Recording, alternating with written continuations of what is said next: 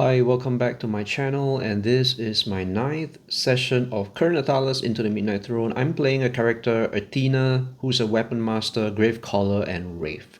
She's at level 1 right now, and she has 2 Wraith skeletons after her last encounter with a Plague Bringer that almost killed her. So she's currently at 6 out of 19 toughness, which is not too bad. However, she has sustained 2 conditions which are bleeding and poisoned. So with these 2 conditions, which I've indicated here on my character sheet, she will continue to suffer 1 damage for each condition for every room that she goes to. So I'm a little worried about bleeding because the only way to cure bleeding would be to consume a bandage as well as to do a medicine check, which is really low at. She's at 10 points for medicine, so odds are not looking too great to pass that check and to successfully administer the bandage for her bleeding condition. However, I think with 1 damage dealt every room that she goes to, that's still manageable. However, I would need to bring her toughness back up to a higher level so that the rate of recovery is faster than the damage that the bleeding is dealing her, which is 1 per room, which will be manageable if I manage to get this up. So aside from that, she has poisons, which she will do a endurance check to resist the poison. So unfortunately, she has not managed to resist these 2 or recover from these 2 conditions from her last encounter. So I'm gonna put it there at her character sheet. And she has managed to raise 1 more skeleton from the dead Plague Bringer, which is great. She has 2 skeletons now and they're both at full health. And her 3rd mastery, which is the Wraith mastery that she has received after finding a spoil from the Plague Bringer, which was fantastic after such a tough battle. I think that was really a great reward for defeating such a tough enemy. She also now has the acrobatics passive, which is from the said Wraith mastery, which allows her to dodge traps and attacks by doing an acrobatics skill check, which in this case she is only at 15, which is not high, but still I think better to have it than to have none. So that sums up the character summary from the last session that we have went through. So where am I going next? I am actually in this room over here, this hexagon looking room where she has defeated the Plague Bringer. And next would be for her to go north, which we have decided on a general direction that she will travel to. So I'm going to come back here and I'm going to roll for a door and traps check to see what happens next. So first I'm going to roll a d20. I roll a 19, that is a locked door. And next I will roll for a lock difficulty. I will roll a d8 for the difficulty of the lock. It's a 4, which means it's normal. Right, next I will also roll for perception to see if Athena discovers the trap.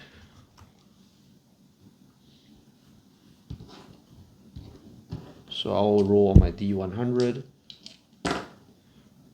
Wow, she rolls a 77, that's a double. So I will highlight this for her next skill improvement, which is under perception.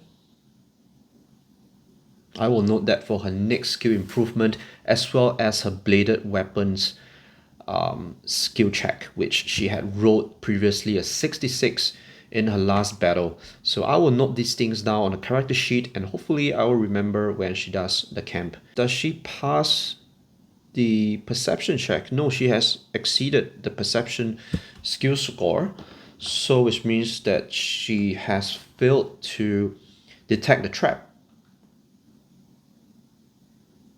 So I can't avoid it.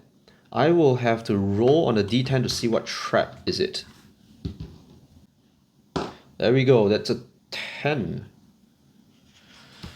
So that will be a rush of water fills the room, threatening to drag the characters and slam them against the walls, dealing 3d4 bludgeoning damage. It's not great that she has triggered the trap. She could be compromised being at 6 toughness, so I hope this is gonna be okay for her. If not, I do have a bandage which she can use without performing the medicine check to heal d4 toughness.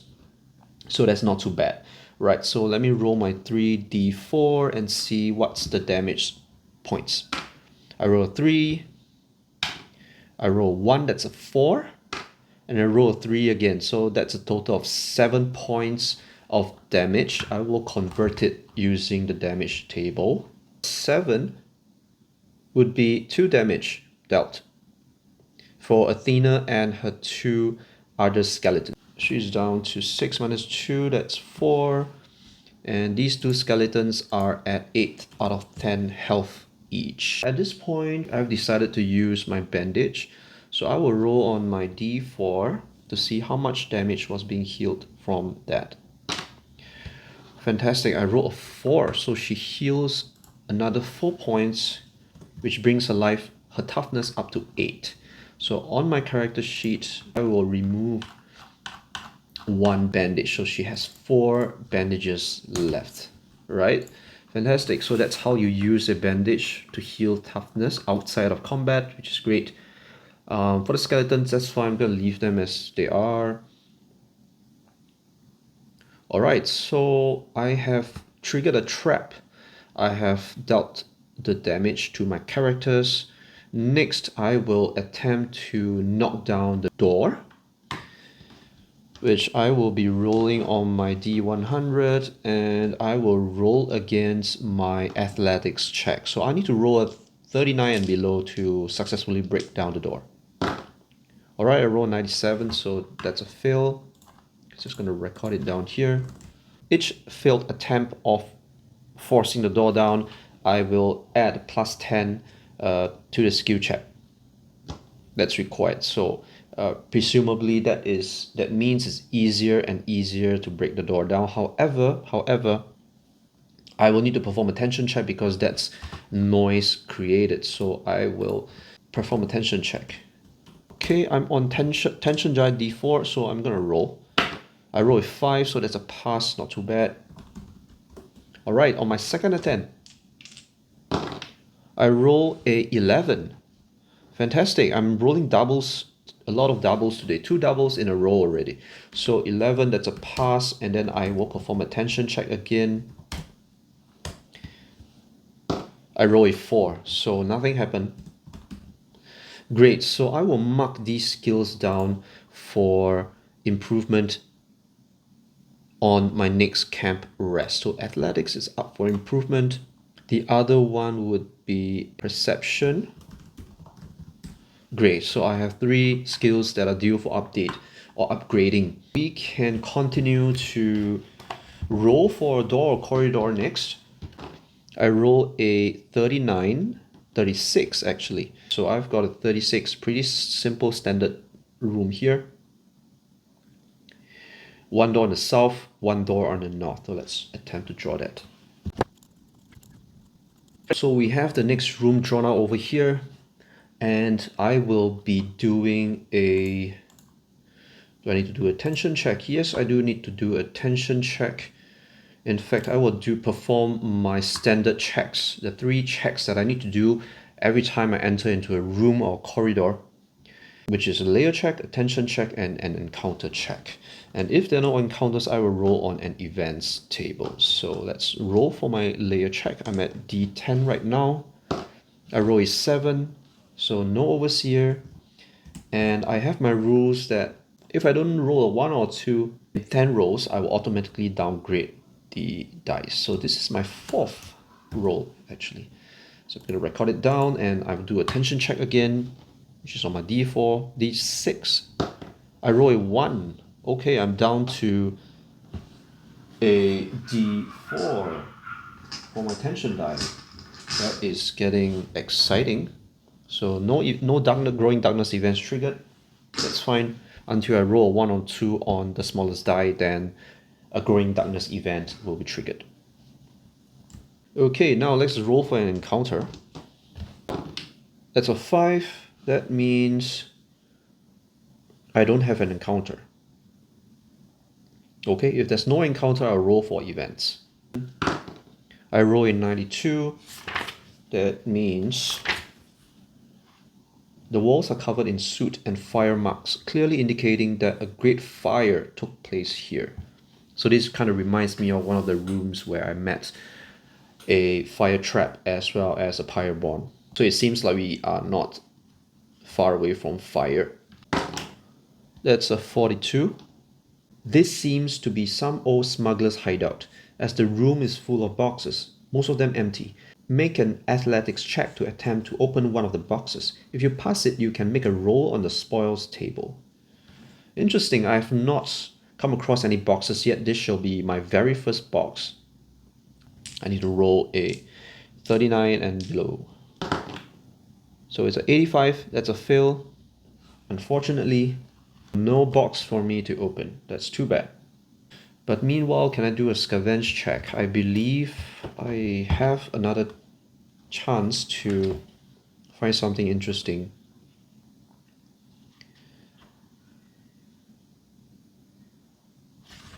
Alright, so scavenging. Right, so let me roll for scavenge check. I'll roll to pass. I will need to roll for a 19 and below. I roll a 90, so that's a fail. No scavenging check for me. Athena will move north, so we will go through another round of doors and traps checks. So first of all, I'm going to roll my d20 to see if the door is locked or not. I roll a 15, it means it's locked. Next, I will roll on the difficulty table to indicate the lock's difficulty.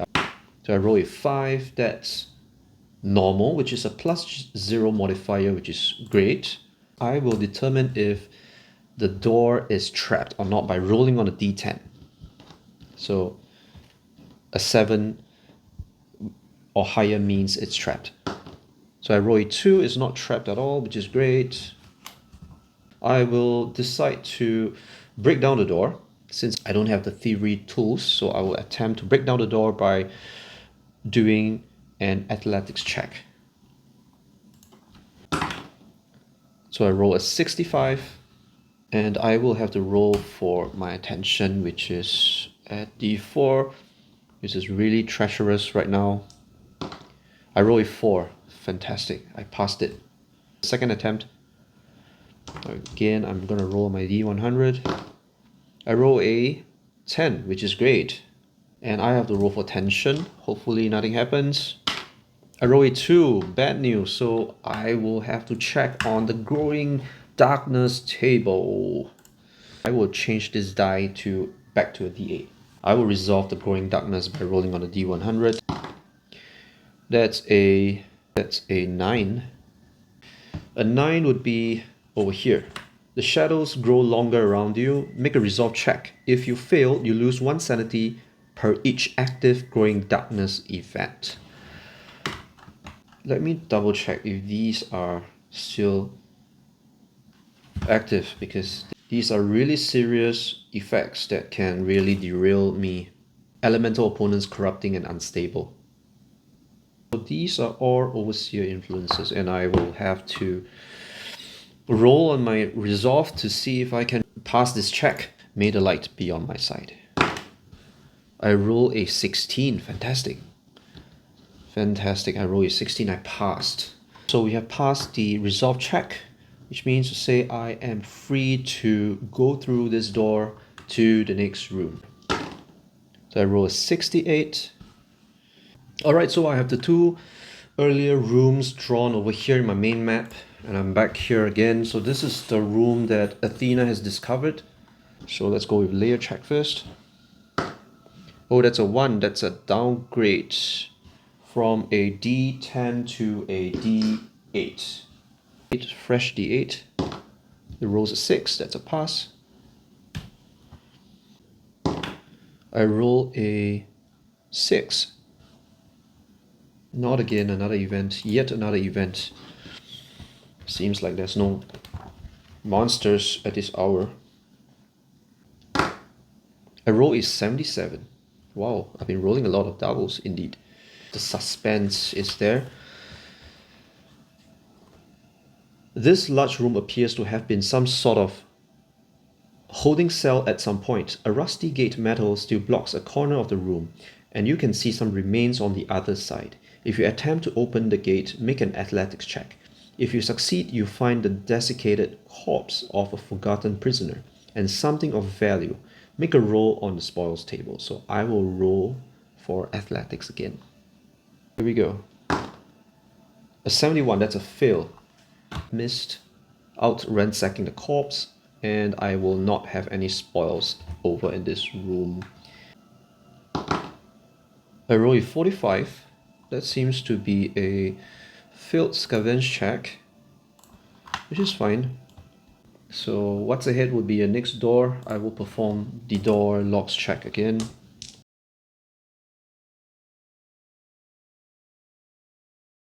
I'm back here again. It's time to see if it's a room or a corridor. We will perform a layer check. That's a 4. And I'll roll for tension.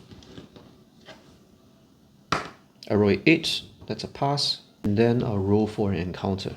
I roll a 13. That means there's an encounter. Before that, let's check out the room description. That's a 4. The stone altar in the center of the room is covered in dried blood. A chilling testament to dark rituals that once took place here. I roll a 2, which is combat encounters table A. And now a d20 to determine the encounter. That's a 6. That's a 9.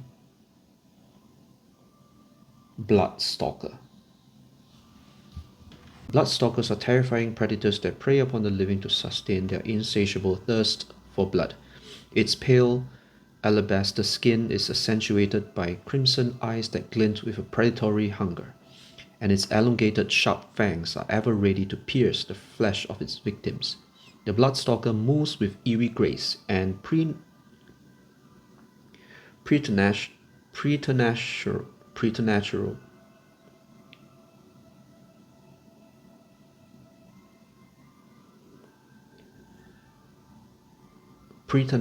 speed, descending upon its prey like a shadow in the night. When provoked, the Bloodstalker can unleash a volley of furious attacks, gaining power from the blood spilled and even healing itself. Doesn't sound great. It's a humanoid. So one of them, 60 awareness, which is really high. Health of 1, which is very low. Hit location, the weak point would be its head.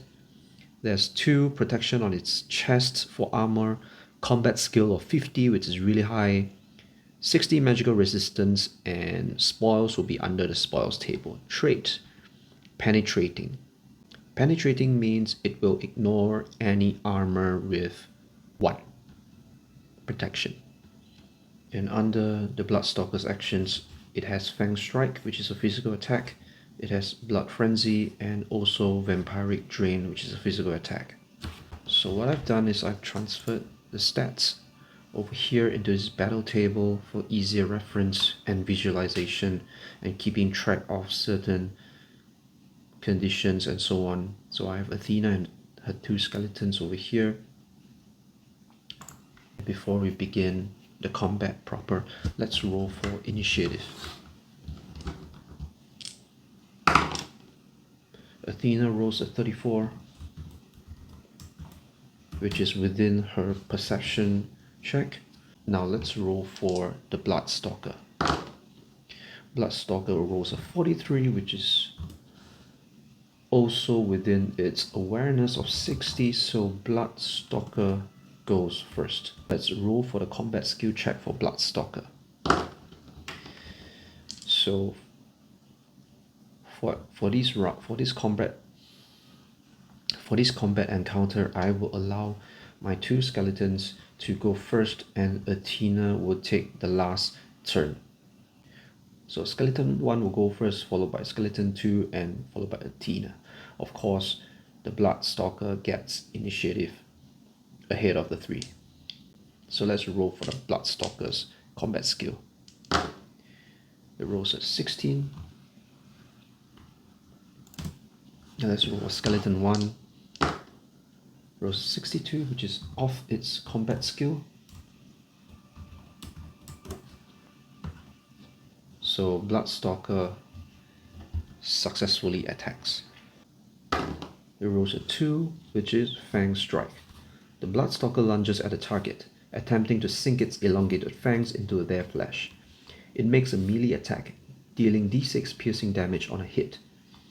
If the attack hits, the target must make an endurance check or take additional d4 necrotic damage as the Bloodstalker's bite weakens their vitality. Necrotic damage actually favors my raised skeleton, which counteracts this effect. But before that, I will roll for the hit location.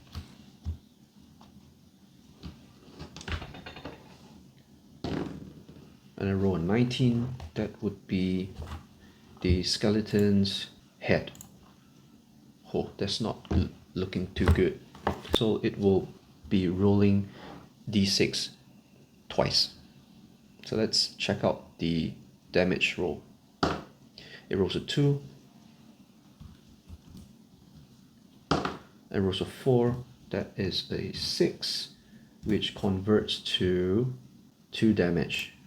If the attack hits, the target must make an endurance check or take additional d4 necrotic damage. So in this situation, I will still make an endurance check using my endurance skill, of course. So I have to roll below 30 to pass this. I roll a 92. I failed the endurance check, therefore taking d4 necrotic damage.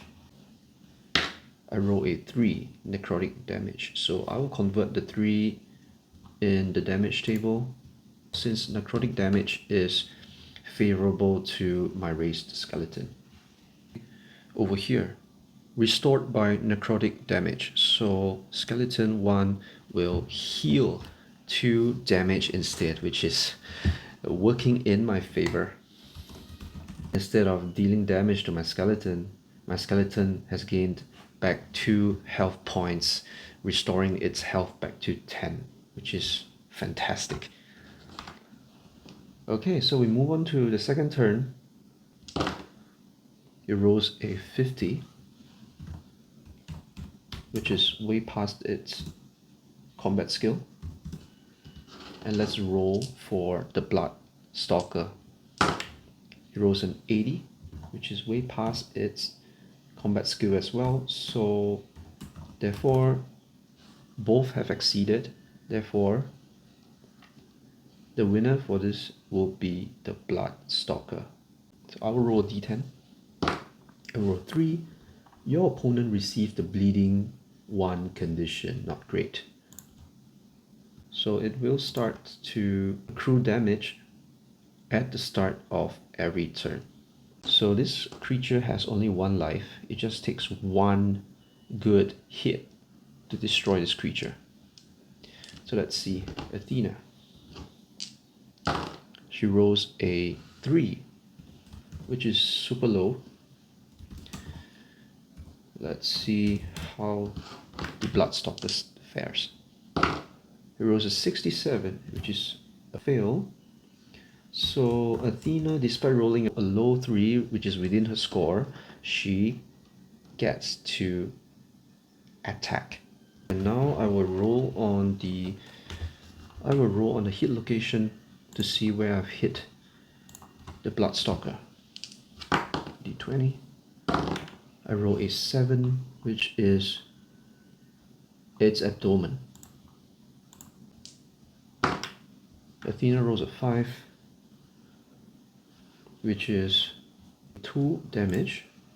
She also has a d4, rolls a 2, which is 1 damage. So in total, she inflicts 3 damage. So what happens to the bleeding and poison condition? I have no idea. In one round, I've managed to destroy the Bloodstalker. So let's roll for spoils with my d6. Rolls a 4. That would be under valuable items. So under valuable items, I roll a d20. So it depends on my rolls. I either get a random potion, an attunement crystal, a fragment, or magic item. I roll a 17, which is a magic item. Fantastic. Only after you spend an attunement crystal to learn about its properties, you can proceed to learn more about it using the tables in this section. Okay, seems like I need to have an attunement crystal. I roll a 5, a pair of gloves. On the rarity table, I'll roll a d10.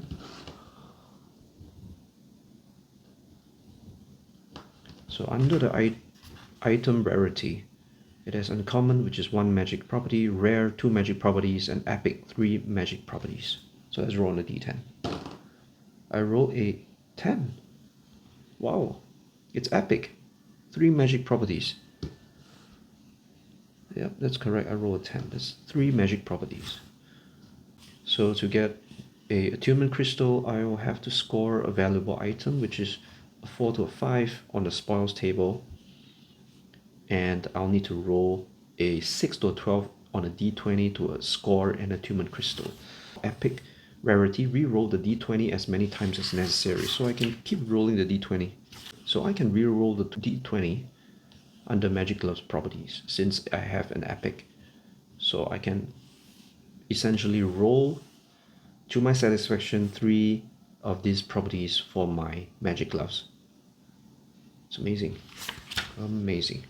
That's it. So gloves, there are no properties to gloves. Alright, so that seals it. That sums it up. At this point, I will also heal my toughness for Athena by rolling a d4. As part of post-combat, so she rolls a 4, which she heals a 4 damage. So bringing her total toughness now up to 12, which is great. I will also reconcile the damage from her conditions of bleeding and poisons from the 2 rooms that she had passed through, which I had not reconciled. So there's the earlier room, and this is the second earlier room. And these are the 2 rooms that she had passed through, and which I have not reconciled the damage that she suffers from the condition. Oh yes, there's one more overseer influence that I have forgotten to reconcile, which is the unstable. It causes a d8 arcane damage, but I can get a plus 10 XP from there. So let's roll the d8 to see how much damage does the arcane magic cost. Roll a 3, that's not too bad. 3 arcane damage. So let's put it here, which translates to 1 arcane damage.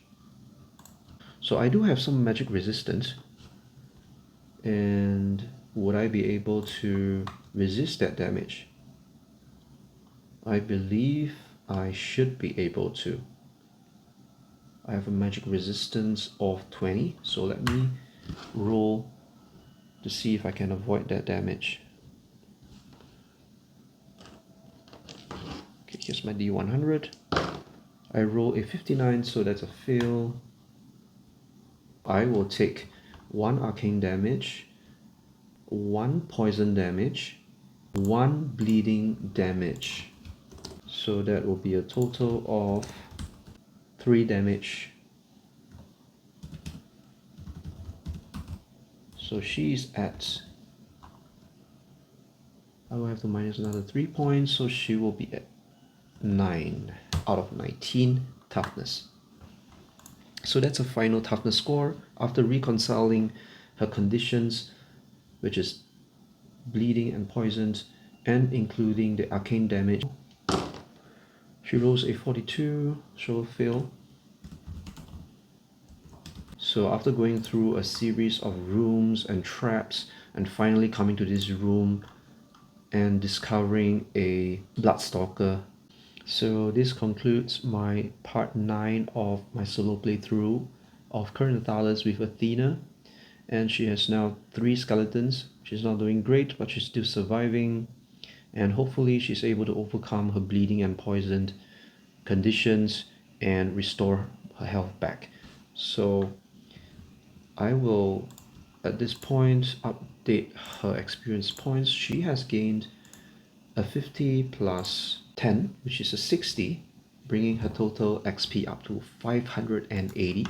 And of course, before that, I have also broken through some traps. I wonder if that also gives me experience points. Let me do a quick double check.